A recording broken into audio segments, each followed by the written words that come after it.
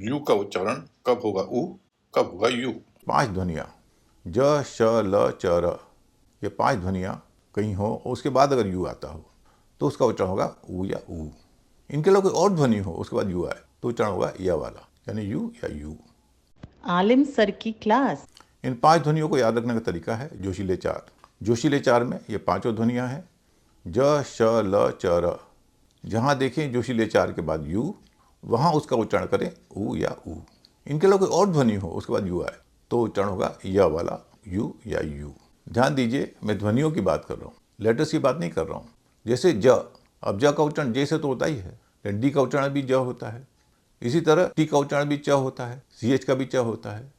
तो हमें ध्वनियों का ख्याल रखना है, लेटर चाहे जो भी हो, अगर उससे ज श ल च र इन 5 में से कोई एक ध्वनि निकल रही है, उसके बाद यू है तो उसका उच्चारण होगा ऊ या ऊ। आइए कुछ उदाहरण से समझते हैं। जे यू टी ई, इसमें यू से पहले क्या है ज, ज जोशीले चार में है बिल्कुल, तो यू का उच्चारण ऊ हो रहा है, जूट कर रहे हैं हम लोग। शुगर, शुगर में एस का उच्चारण श हो रहा है, कई लोग इसको शुगर कहते हैं, इसका उच्चारण शुगर।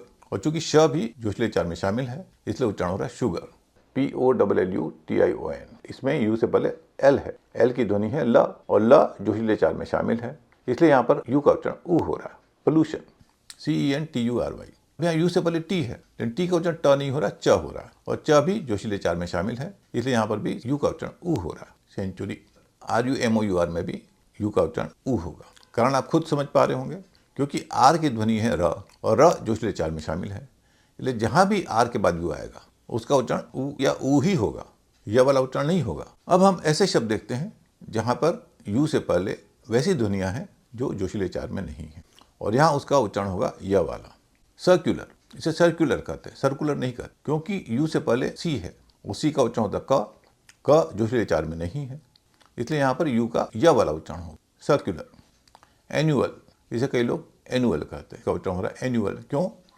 क्योंकि यू से पहले एन है, एन की ध्वनि है न, और न जोशीले चार में नहीं है।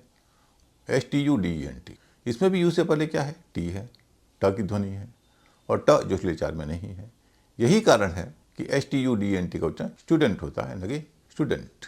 हर नियम की तरह इसमें कुछ अपवाद हैं, जैसे वॉल्यूम, सेल्यूलर, इन दोनों में यू से पहले एल है जिसमें ल की ध्वनि है लेकिन उच्चारण हो रहा है वॉल्यूम और सेल्यूलर। कुशन, इसमें भी यू से पहले सी है जिसका उच्चारण क है, नियम से उच्चारण होना चाहिए क्यूशन लेकिन होता है कुशन।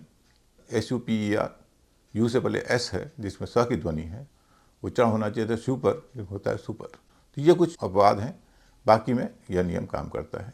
अंग्रेजी शब्दों के उच्चारण के बारे में आपको और जानना हो तो पढ़ें आलिम सर की इंग्लिश क्लास।